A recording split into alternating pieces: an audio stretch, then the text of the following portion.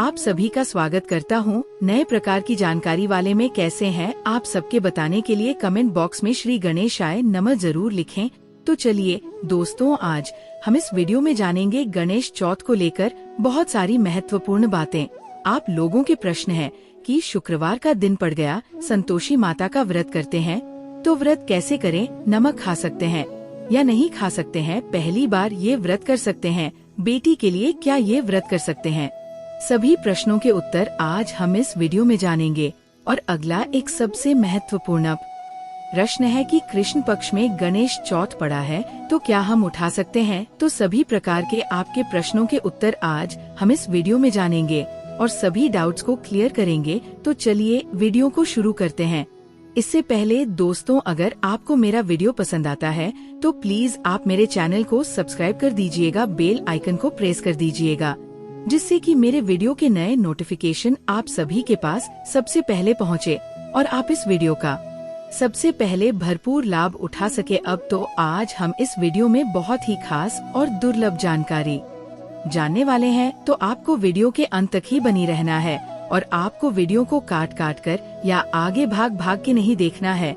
अगर आप वीडियो को इस तरीके से देखेंगे तो आपको कुछ भी समझ में नहीं आएगा, तो आपको वीडियो के अंत तक बिल्कुल बिना भगाए बने रहना है। तो चलिए शुरू करते हैं और सभी महत्वपूर्ण बातें जान लेते गणेश चौथ को लेकर। तो सबसे पहले बता दूं आपको, गणेश चौथ को गणेश चतुर्थी, सकट चौथ, संकष्टी चौथ, तिल चौथ, माँ की चौथ, माघ चौथ, तमाम ऐसे नाम से इस व्रत को हम जानते हैं और अधिकतर लोग ये व्रत करते हैं और हर राज्य में अलग अलग नाम से जाना जाता है। कुछ लोग मग में उठते हैं और भादों में बैठे हैं और कुछ लोग भादों में उठते हैं और मन में बैठे हैं। तो हम लोग तो इसी व्रत से उठते हैं, मार्ग के चौथ से ही हम लोग उठाते हैं।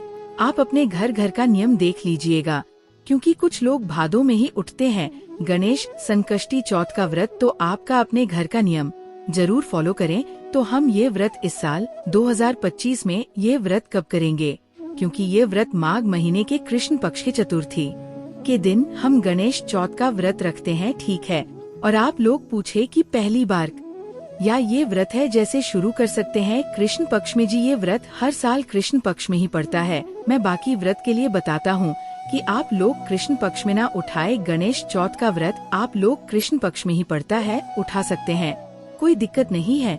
ये भी क्लियर हो गया। अगला, आप लोगों का पर्सनल मना कर रहा है कि जैसे पुत्र होने के बाद ये व्रत किया जाता है, तो अभी आप मत करो। तो अपना आप भी, मेरे पास संतान भी नहीं है, तो हम क्या ये व्रत शुरू कर सकते हैं। नया व्रत है, वो लोग उठा सकते हैं, कोई दिक्कत नहीं है। 2025 में किसी भी प्रकार का आपको डाउट से मतलब मन में नहीं लानी है। एकदम आप लोग कोई भी चिंता फिक्र ना करे। आप लोग पूछे हैं कि मन है उसे दिन, तो व्रत उठाने में मन नहीं लिया जाता। अगले साल किस डेट पर पड़ेगा नहीं रहेगा, आप सुधरेगा नहीं रहेगा। कुछ नया कार्य करने के लिए मैन देखा जाता है, जैसे कुछ खरीदारी करने के लिए, कुछ सेलिब्रेशन करने के लिए, लेकिन व्रत उठाने के लिए मन नहीं देखा जाता है। तो जो चाहिए व्रत उठा सकता है, क्यों ना देखा जाता है। तो जो चाहिए व्रत उठा सकता है, तो क्या उठा सकते हैं। तो आपको बता दो जी, नहीं, अगर सासू माँ की मना करिए तो अपना उठाएं, क्यों ना उठाएं। क्या भगवान से, गणेश जी से आपको प्रार्थना करिए कि है भगवान हमारी गोद भर दीजिए, हमें अगले साल संतान दीजिए। मैं अगले साल 2026 से व्रत जरूर करेंगे मन्नत करके, और आप रहने दीजिए। अभी संतान होने के बाद ही ये व्रत किया जाता है, तो आप अपने घर का नियम जरूर मानिए। अगर सासू मान करिए तो मत कीजिए, क्योंकि ये व्रत जो है ना संतान के दीर्घायु के लिए, उनके सुखी जीवन के लिए, मतलब हमारा संतान, जो हमारा बच्चा जो है, जहाँ स्वस्थ रहे, सुरक्षित रहे हो, निरोग रहे। हम माताएं तो यही चाहते हैं ना। तो आप लोग ये व्रत शुरू कर दीजिएगा, वेट मत कीजिएगा अगले साल का, क्योंकि 121 घंटे का ही व्रत होता है, निर्जला और निराहार। और इसमें जैसे रात को हम फलाहार मतलब करते हैं, भोजन नहीं करते हैं, ऐसे पहला वीडियो तो डाल चुका हूँ, वह कुछ दिन पहले डाल चुका थी, लेकिन बहुत सारी बहनें अभी नहीं देखी हैं। मुझे पता चल गया, क्योंकि आप लोगों के कमेंट, चौथ के लिए वीडियो डालिए, तो आप लोग पिछला वीडियो भी देखिएगा। बहुत सारी चीज उसमें बताई हूँ, तो इसमें कोशिश कर रहा हूँ कि वीडियो ज्यादा बड़ा ना हो, तो ये सब हो गया पहली बार उठाने का व्रत छूट गया तो भी आप लोग फिर से दोबारा से उठा सकते हैं, कोई दिक्कत नहीं है। इसमें बहुत नियम है, जरूर है। भक्तों, कई माताएं और बहनों की प्रॉब्लम होती है, जैसे कि नई नई शादी होती है तो उसके बाद क्या ये व्रत कर सकती है? तो वहाँ बेशक कर सकती है, क्योंकि खर मास का जो महीना है वह निकल चुका है। अब इसके बाद आप कोई भी व्रत है उसकी शुरुआत कर सकती हैं। और जो भी नई बहू वगैरह होती है और जो भी माता बहनें होती है वह भी इस व्रत को कर सकती हैं, तो उसमें कोई प्रॉब्लम नहीं है। ये सब हो गया पहली बार उठाने का व्रत छूट गया तो भी आप लोग फिर से दोबारा से उठा सकते हैं, कोई दिक्कत नहीं है। अगला आप लोगों ने पूछा है कि दीदी गुरुवार का व्रत रहेगा, नहाए खाएगा। इसमें बहुत नियम है। बाल वगैरह धोने का तो आप या तो बुधवार को धो लीजिए, उसके बाद लहसुन प्याज मत खाएगा। और ऐसे गुरुवार को व्रत में नहीं लिया जाता है। अगर आपको चाहे तो गुरुवार को भी बोल वगैरह धोकर भजन करनी चाहिए। आपके घर क्या खाया जाता है आप लोग देख लीजिएगा। और शुक्रवार के दिन हम व्रत रखेंगे। और जो लोग गुरुवार का व्रत करते हैं तो अपना मीठा भोजन करेंगे नहीं, नमक खाएंगे। तो आप देख लीजिएगा, चाहे तो इसकी भी कर सकते हैं, तो दोनों कार्य कर सकते हैं। तीनों कार्य बुधवार को देख लीजिए। 2 ही 3 ऑप्शन है आपके पास, या तो बुधवार को ध्वनि है और गुरुवार टोटल है। अपना शारीरिक क्षमता के अनुसार कार्य हमें करनी चाहिए। अगला प्रश्न क्या है कि शुक्रवार के दिन, जैसे ये व्रत जो है कब पड़ा है? 17 जनवरी को दिन है। शुक्रवार 17 जनवरी 2025 को पड़ा है। और शुक्रवार के दिन बहुत सारी बहनें जैसे वैभव, लक्ष्मी, संतोषी माता का व्रत रखेंगे। हम क्या करें? माता की पूजा कर लीजिए और फल फलहार पर रह जाएगा। और नमक, आप लोग पूछेंगे क्या खा सकते हैं? तो जी नहीं, इस व्रत में नमक नहीं खाते। आप बिना नमक मान लीजिए। कुछ शुगर का प्रॉब्लम है या कुछ और भी, मतलब चीनी का कुछ भी खा ले, लेकिन फल खा ले या जो भी देख लीजिए, लेकिन नमक तो नहीं खाते हैं। बाकी मैं कैसे आपको बताओ? अगर आपके यहाँ खाया जाता है तो आप लोग खा लीजिएगा। और अगले दिन हम जैसे 17 जनवरी को व्रत रखेंगे। सरगी में आप लोग चाहे तो उठकर चाय, पाम मेडिसिन वगैरह, जिनको सर दर्द का प्रॉब्लम है, ये सब ले सकते हैं। क्योंकि 121 घंटे का व्रत है। रात को चंद्रदेव की पूजा करके हमें व्रत खोल देते हैं। बच्चों के हाथ से भी खुला सकते हैं। बच्चों को उससे आप लोग चंद्रदेव की पूजा करवा सकते हैं, जैसे दिलवा सकते हैं, कथा सुनते हैं, पढ़ते हैं। हर प्रकार के वीडियो में करके दिखाए हूँ और डाला भी हूँ। चंद्रदेव को आग कैसे देंगे, कई बार तो ऐसे वीडियो डाल चुकी हूँ पूजा करके। लेकिन समय मिलेगा तो जरूर करेंगे, क्योंकि मुझे बिना बहुत सारे कार्य रहते हैं। ये मतलब थोड़ा समय नहीं मिलता है कि उसे दिन हम पूजा पाठ करके और शाम को फिर हम फलाहार करते हैं। और इस व्रत में 5 फल जरूर भगवान को चढ़ाते हैं। वो क्या क्या है? गाजर जरूर आप लोग खरीद लीजिएगा। जो बिहार यूपी से होंगे उनको मालूम होगा। देर हो गया, गाजर हो गया। शकरकंद, जिसको मीठा खून भी बोलते हैं, फल में कला से और भी चीज आप दे सकते हैं, मतलब 5 कर दीजिएगा। और अदरक, ये जरूर भगवान को चढ़ता है। गुड़ और काला तिल, सफेद भी ले सकते हैं। सफेद तिल में क्या होता है, आप कितना भी अच्छा ले लीजिए, लेकिन रहता है उसको धोना ही पड़ता है, तब जाकर उसका कंकर निकलता है। आप लोग कैसे निकालते हैं मुझे थोड़ा बताइएगा जरूर। तो ये हो गया। और हम विधिवत भगवान की पूजा पाठ करते हैं। गणेश जी के साथ माता लक्ष्मी की भी हम लोग पूजा करते हैं। या गोबर से भी आप गौरी गणेश बना सकते हैं। मूर्ति रखे दिवाली वाला तो वह भी ले सकते हैं।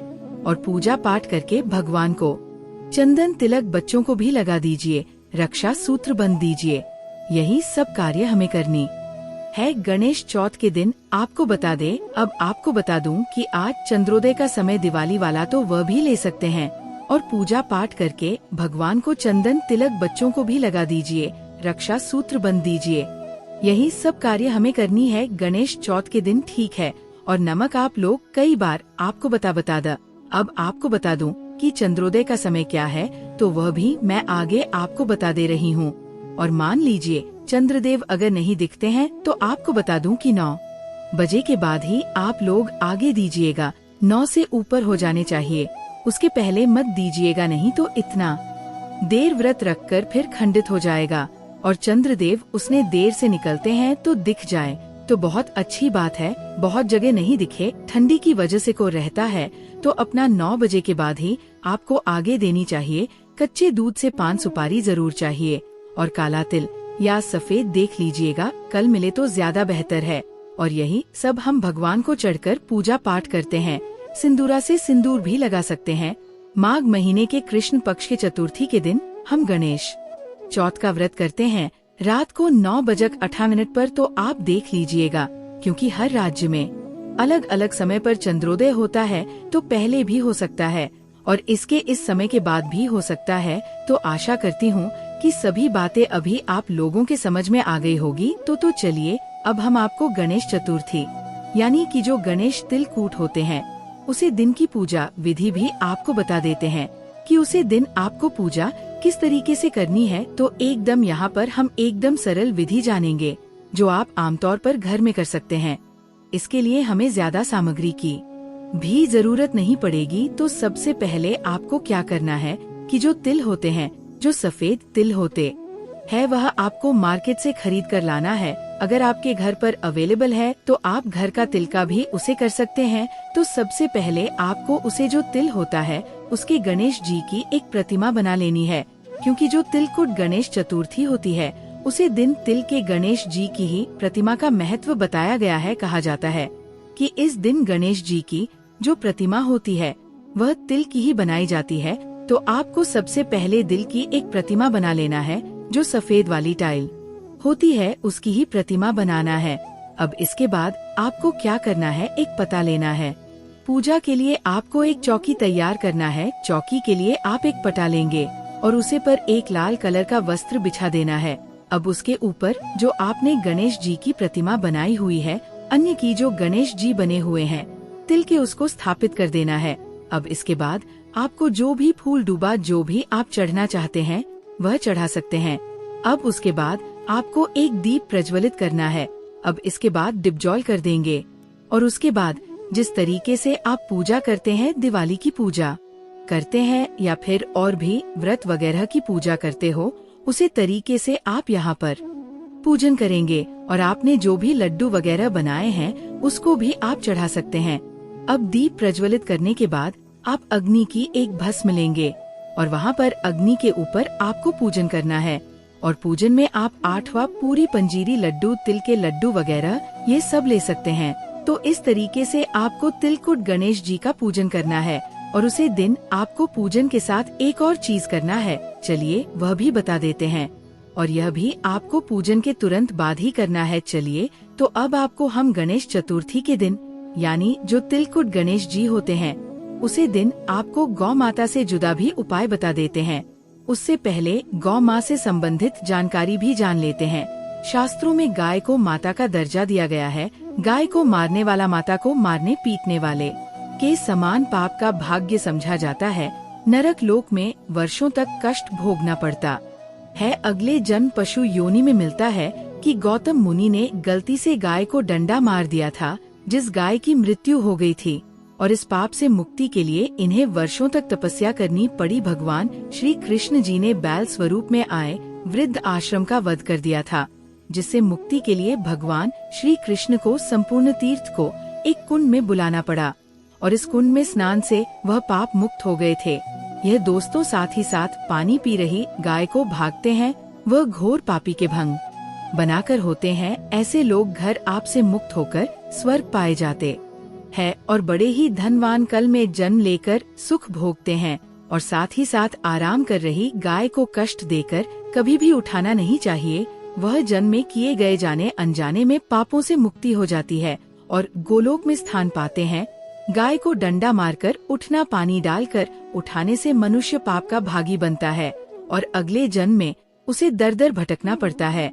और साथ ही साथ शास्त्रों में बताया गया है, जो लोग गाय की सेवा करते हैं और उनका भोजन खिलाते हैं और उनकी परवरिश अच्छी तरह से कहते हैं, तो वह लोगों के जीवन की सभी इच्छा पूर्ति होती है। गाय के बछड़े से बचा हुआ दूध ही मनुष्य को लेना चाहिए, परंतु कुछ लोग एक बार गाय को धो लेने बाद फिर से बछड़े के लिए बचा हुआ दूध भी धो लेते हैं। ऐसा करना घोर पाप कहा जाता है। ऐसे दूध को धोने वाला और ग्रहण भी बन जाते हैं। दोस्तों, साथ ही साथ शास्त्रों में कहा गया है कि गोवंश मतलब गाय और बैल के पीठ पर नहीं बैठना चाहिए, उनका पीठ पर बैठने से महापाप लगता है। ऐसे लोग को नरक की यात्रा भोगनी पड़ती है।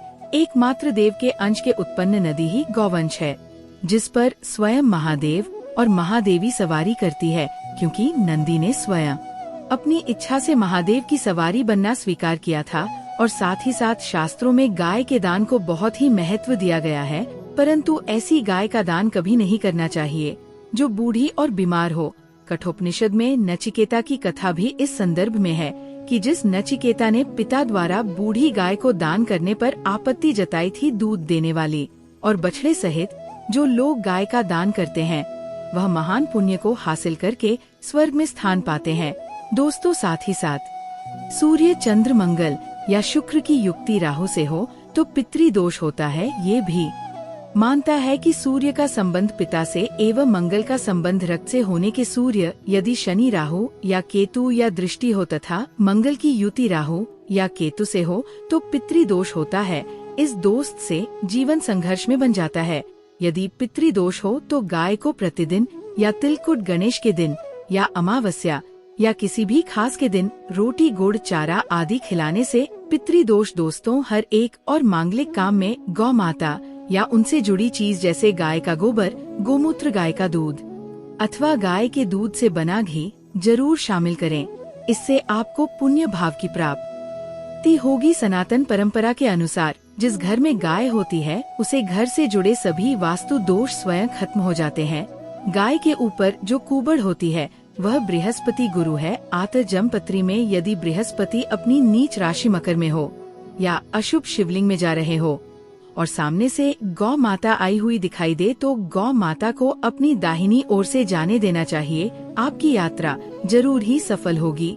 और साथ ही साथ ये संकेत भी जान ले, यदि आप यात्रा पर जा रहे हैं और सामने आपके गाय पड़ जाए अथवा अपने बछड़े को दूध पिलाती हुई सामने गए दिखाई दे जाए तो समझ जाना कि वह यात्रा आपके लिए जरूर ही सफल होगी। और साथ ही साथ जिस घर में गाय होती है उसमें वास्तु दोष स्वतः ही खत्म हो जाता है।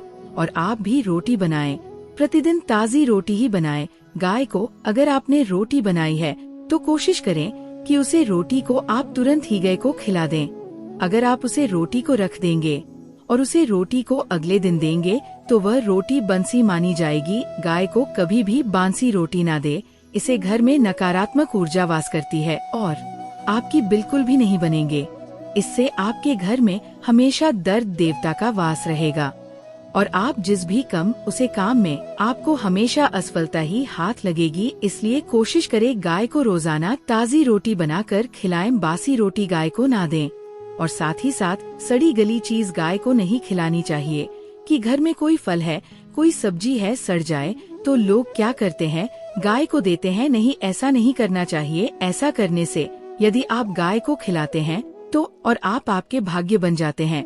और साथ ही साथ आप आटे की 11 लोई यहाँ बनाकर उनके ऊपर हल्दी लगा करके इसके बाद गाय को खिलाएं। हर एक लोही को मिला दे माता गाय की आप चरणों की स्पर्श करें। या दोस्तों, ऐसा करने से आपके समस्त काम बनने लगेंगे। जो 2 हक का समय चल रहा है वह भी खत्म होगा।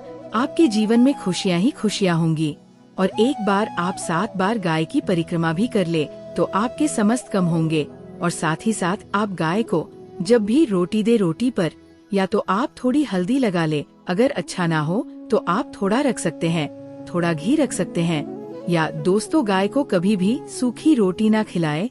सूखी का मतलब गए रोटी रखें, उसे पर कुछ रख कर खिलाएं। हल्दी रख लें मिश्री की, या जो भी रख लें, मतलब खाली रोटी नहीं खिलानी। इस बात का जब भी आपको शुभ फलों की प्राप्ति होगी। जी हाँ दोस्तों, उपाय कुछ बातें जिन्हें आपको ध्यान में जरूर रखना चाहिए।